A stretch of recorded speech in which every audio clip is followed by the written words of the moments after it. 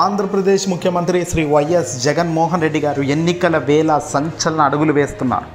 తాజాగా జగన్మోహన్ రెడ్డి గారు ఒకవైపున ప్రతిపక్షాలకు పెట్టే చెక్కులు పెడుతూనే అధికార పార్టీ చేయాల్సిన గొప్ప పనులు, చేయాల్సిన పనులన్నీ చకాచక చేస్తూ ముందుకెళ్తుంది.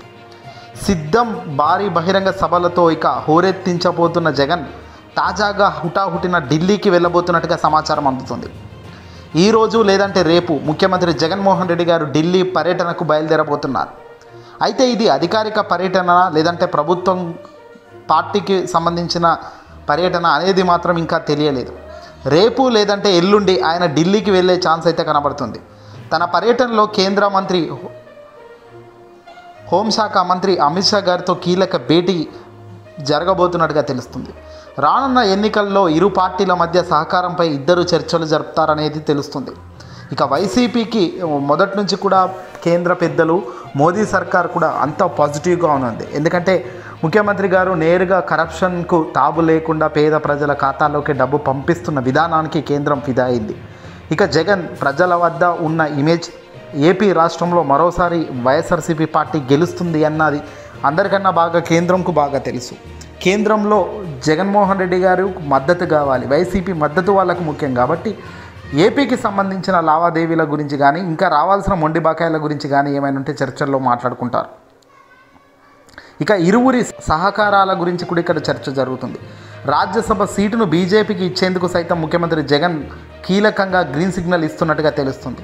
ఏపీ రాజకీయాలు హీటెక్కిన ఈ నేపథ్యంలో ఈ భేటీ పలు ఊహాగానాలకు వెలువడుతుంది. అయితే కాంగ్రెస్లోకి వచ్చి సొంత చెల్లె రెచ్చిపోతున్న సంగతి తెలుస్తుంది. ఇక బీజేపీ రాజకీయాలతో కూడా చెల్లికి చెక్ పెట్టేందుకు మరింత ముందుకు వెళ్లేందుకు కూడా కనబడుతుంది.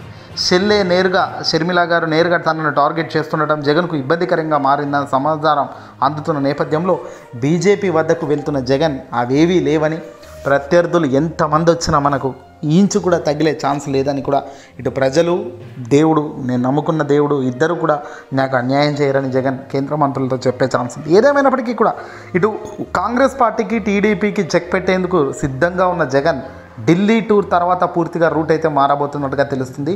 ఇక ఎన్నికల డోస్ ఆల్రెడీ పెంచేశారు వైఎస్ఆర్సీపీ సిద్ధం భీమిలి వేదిక నుంచే. ఇక రాబోయే అనేక వేదికల్లో అనేక ప్రసంగాలు ఇంకా మిగిలి ఉన్నాయి.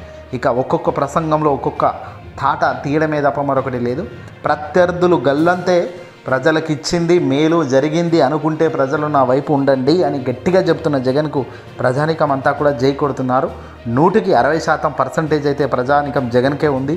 ఒకవేళ ఎంత తక్కువ వచ్చినా కూడా అధికార పార్టీలోకి జగన్మోహన్ రెడ్డి గారు ప్రభుత్వాన్ని అయితే స్థాపిస్తారు. ఓట్లు తగ్గినా కానీ ఓట్లు కూడా తగ్గకపోవచ్చు అనే అంచనాలు కూడా ఇప్పుడు విశ్లేషకులు వేస్తున్నారు.